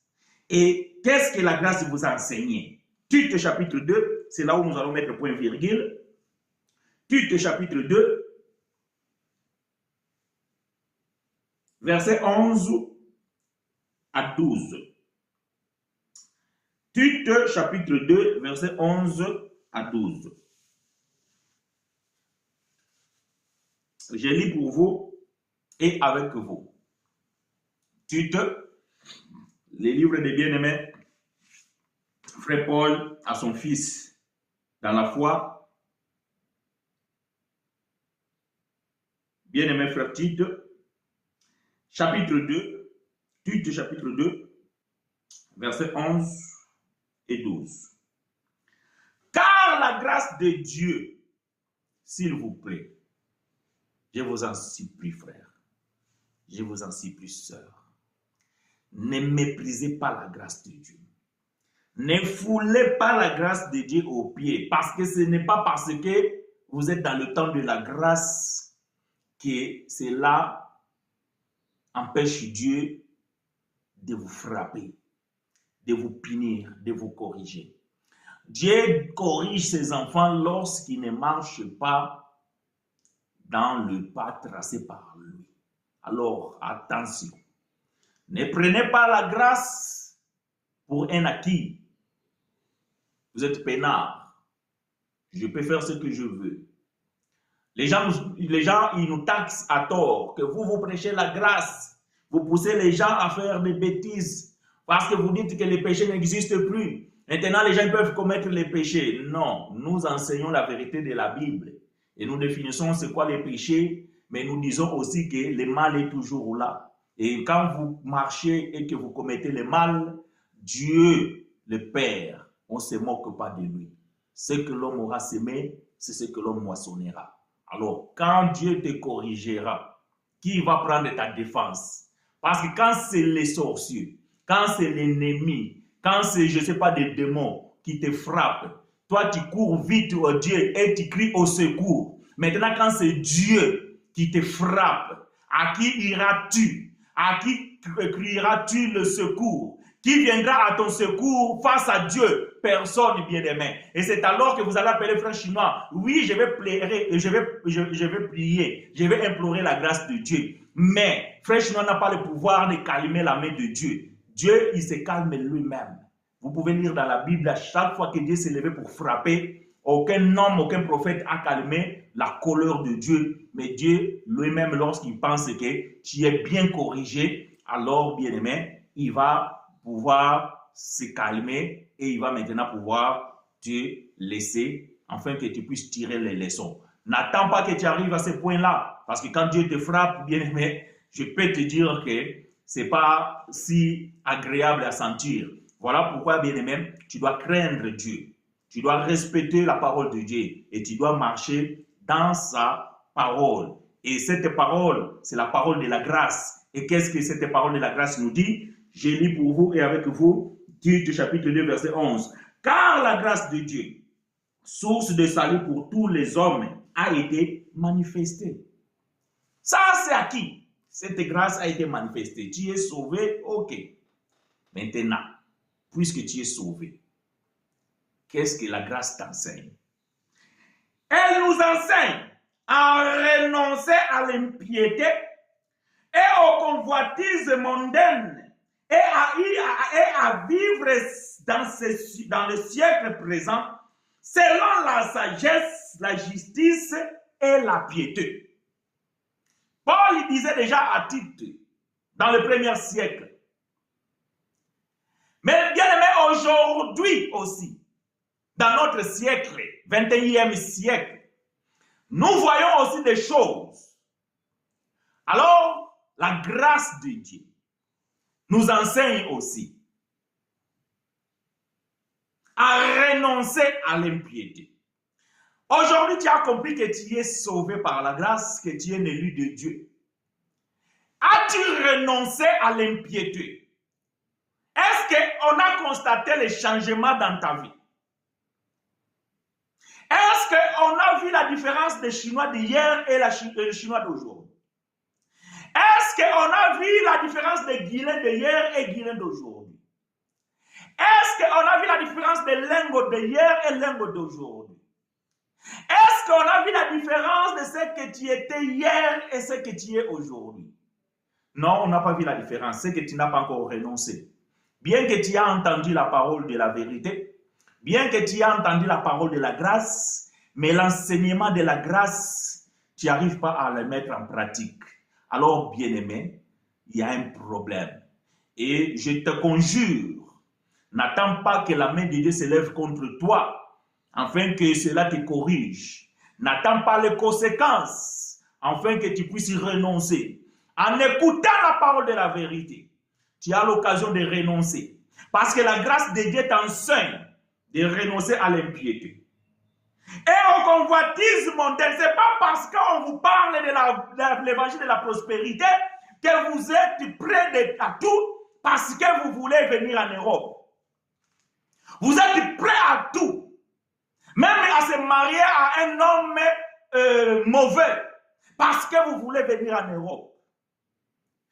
Prêt d'aller même chez les Nganga avec ton passeport. Parce que tu veux venir en Europe. Parce que le prophète, il a dit que la prospérité, c'est en Europe. En Europe, il n'y a pas la prospérité. Les gens meurent comme en Afrique. Les gens souffrent comme partout dans le monde. Il y a des misères partout dans le monde. Il y a le bonheur partout dans le monde. Le vrai bonheur, c'est lorsque tu es en Christ, frère.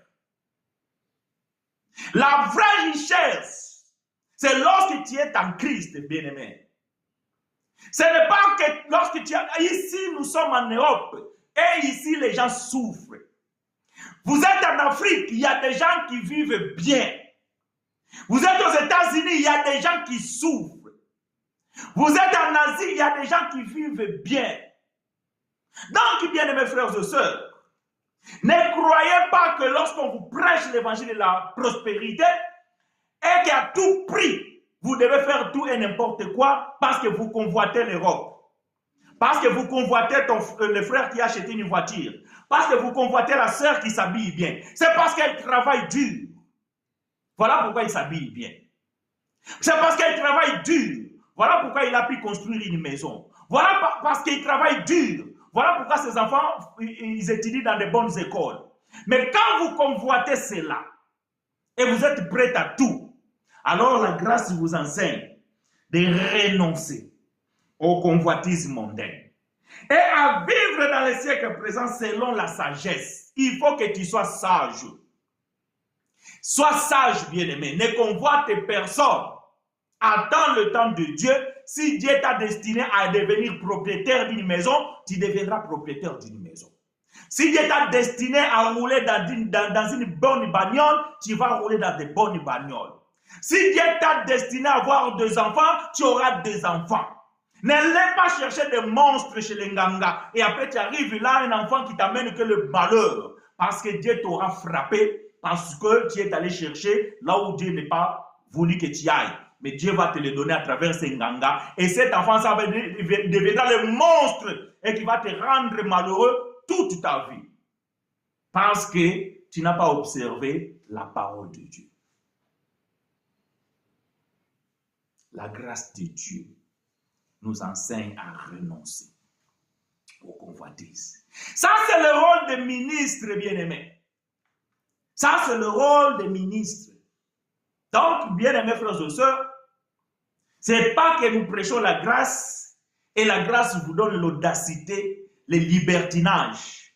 Ce n'est pas pour le libertinage, mais c'est pour la liberté que Christ vous a franchi de la religion. C'est pour la liberté que Christ vous a franchi du monde.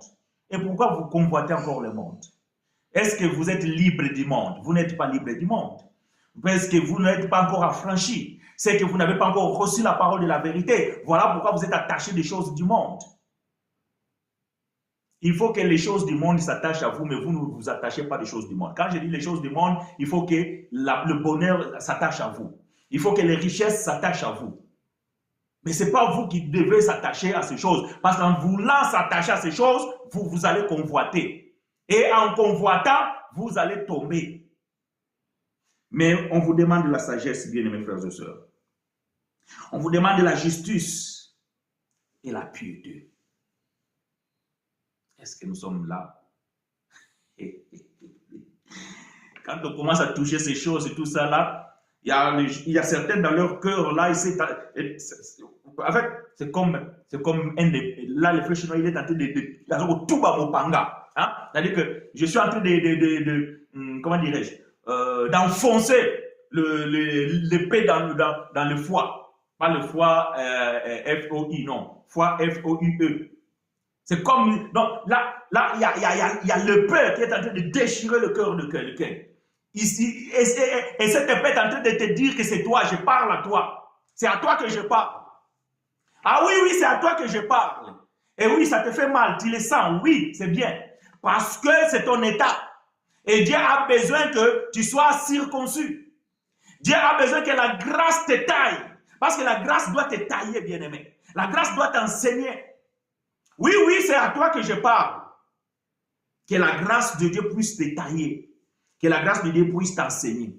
Que la grâce de Dieu puisse t'enlever dans l'ivrognerie. Que la grâce de Dieu puisse t'enlever dans les jalousies. Que la grâce de Dieu puisse t'enlever dans l'impiété. Que la grâce de Dieu te délivre de cette convoitise mondaine. Est-ce que le frère chinois il est en train de dire que tu ne peux pas rouler dans une belle voiture? Non. Si tu travailles, tu as les moyens, achète-toi une belle voiture. Si tu travailles, tu as des moyens, construis-toi une belle maison. Mais ne sois pas attaché à ces choses. Ce sont des choses éphémères. Cela va passer. Et le jour où tu ne seras plus dans ce monde, quelle sera ta récompense après avoir couru derrière ces choses? Quelle sera ta récompense? Voilà, bien-aimés frères et sœurs. Vous avez besoin que le ministère puisse écrire dans votre cœur. Même si on déchire toutes les Bibles du monde, même si on bloque toutes les Bibles digitaux, et que tu te retrouves dans